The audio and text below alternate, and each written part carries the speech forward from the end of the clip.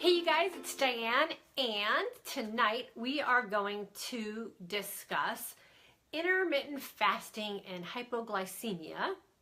And if you suffer from hypoglycemia, can you intermittent fast?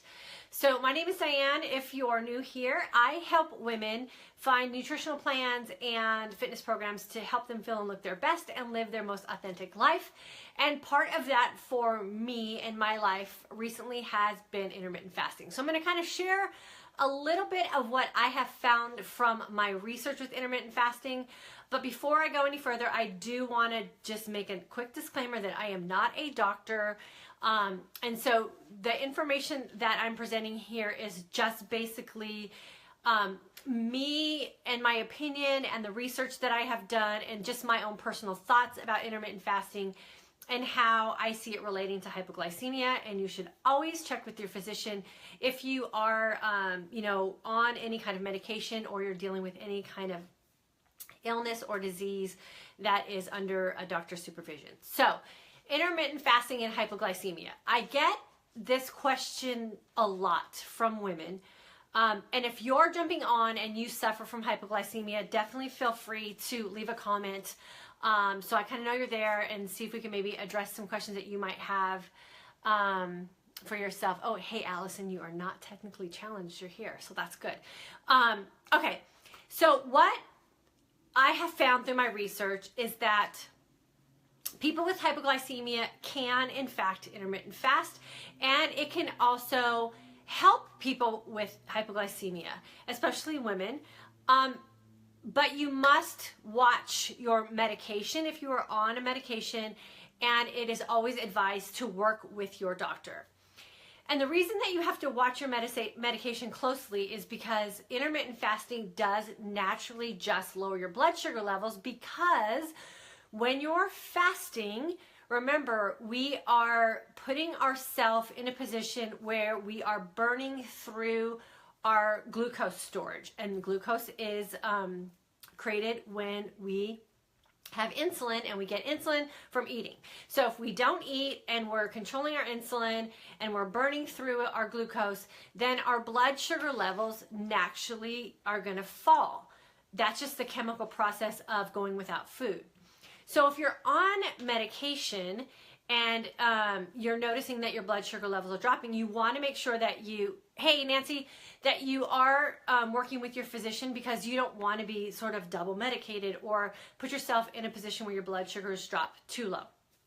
So, but doctors are actually using intermittent fasting to help with hypoglycemia.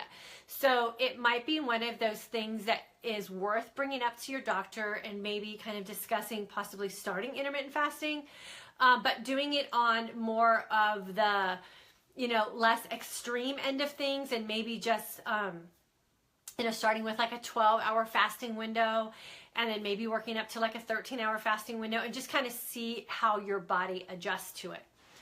Remember, hypoglycemia generally happens to us as we age, not because of when we eat, but because of what we're eating.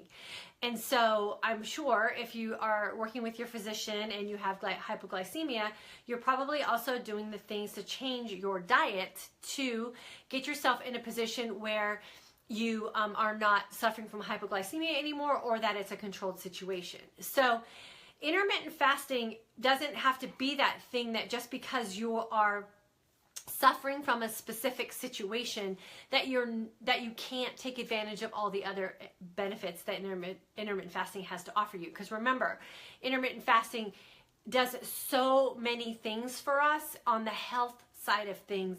And if you just take away the weight loss and you just take away the fat loss, the science is there to prove that intermittent fasting does help with the onset of Alzheimer's disease. It does help with the prevention of cancers. It does help with things like diabetes and cholesterol and all of those other diseases that we are trying to fend off our whole life. So just because you have hypoglycemia doesn't mean that you can't take advantage of intermittent fasting. It's just that you have to just do it on more of a slower pace and under the care of your physician, so that if you are taking medication, that is in a more controlled situation and that you don't put yourself in sort of a double medicated scenario. So I hope that clears up some information for my friends who are hypoglycemic. I know a lot of you have been scared to kind of jump in. And I have no problem working with anyone who has hypoglycemia. I always just suggest that you talk to your physician and that you get, your medication discussed and really talk with your physician about some of the protocols that are available to you. And then I would love to have you join one of our groups where you can at least get some accountability and support and some guidance on how to kind of switch up protocols or manage your protocols so that you can create that fasting window and that eating window that would hopefully get you in a situation where you're not hypoglycemic anymore. So I hope that answers those questions about hypoglycemia. Did you guys have any questions, or is anyone on that is suffering from hypoglycemia that has some questions about intermittent fasting and a way that they could possibly get started for themselves? There's a lot of research out there. I mean, all you have to do is type in intermittent fasting and hypoglycemia in Google, and you will have all kinds of references to go through to kind of explain how you can benefit from intermittent fasting and some of the, kind of precautionary things to consider. And like I always try to reinforce in my accountability groups and with the women that I'm working with, intermittent fasting, my little key phrase is intermittent fasting is not a diet, it's a timing thing. And we really are not focused on dieting whatsoever. We are not counting calories. We are not counting macros. We have no do not eat lists. We have no meal plans that we're really following. We're just using really good, sound, common sense nutritional guidelines and creating an eating and a fasting window. So we are really only concentrating on the timing aspect of intermittent fasting. And the women in the group are definitely seeing some results. They're feeling that fat burn sensation sort of kick into their body. We have people who are reporting in that they're sleeping better, that their day feels more controlled, that their mind is clearer.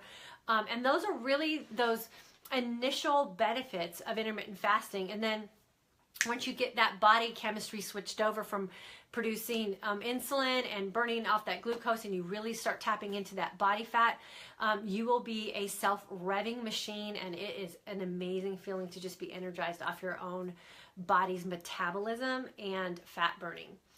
And remember, metabolism is not created at the breakfast table. Metabolism is created when your body actually starts burning its own fat sources for energy.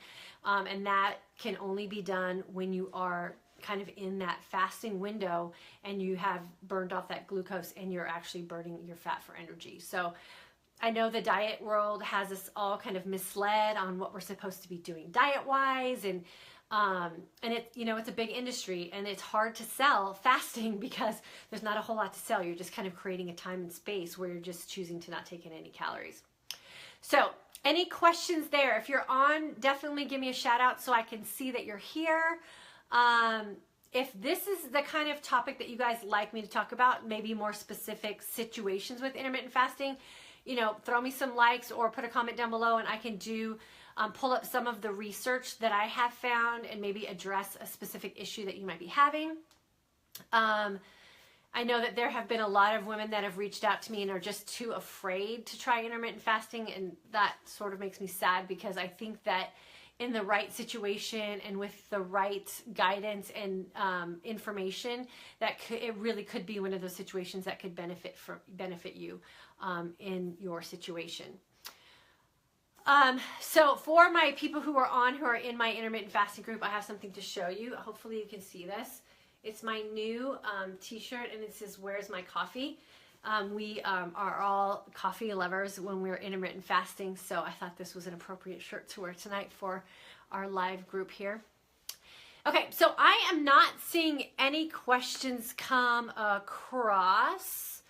And I just kind of wanted to touch on that briefly. Like I said, I am not a doctor, so I don't want to prescribe anything to anybody, but I just kind of wanted to give you just some general information so that if you are a little on the fence about trying something new, do your research, talk to your physician, And then just know that, you know, intermittent fasting can be one of those things that really a 12-hour fasting window is beneficial. And if you can kind of just cut yourself off at dinner time, don't eat anything past that, and then just kind of have a little later breakfast, or maybe just switch up what you're having at breakfast so you're not producing too much insulin in the beginning of the day, then you might start noticing some benefits from intermittent fasting as well. So there's lots of different protocols that you can take on to reap the benefits of intermittent fasting.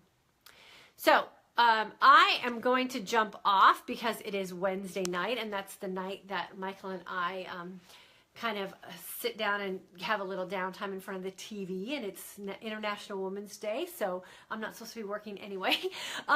So I will let you guys go, and if questions come up throughout the week or at any time, you know, over these next few weeks that are related to intermittent fasting or a situation that you might have particular to you, definitely feel free to shoot me a message. Like I said, I'm not a doctor, but I definitely can do some research, and I have some really great resources that I can personally tap into that might be able to get you some information to help you out. So as always, I appreciate you guys being here. Have a good night, you guys.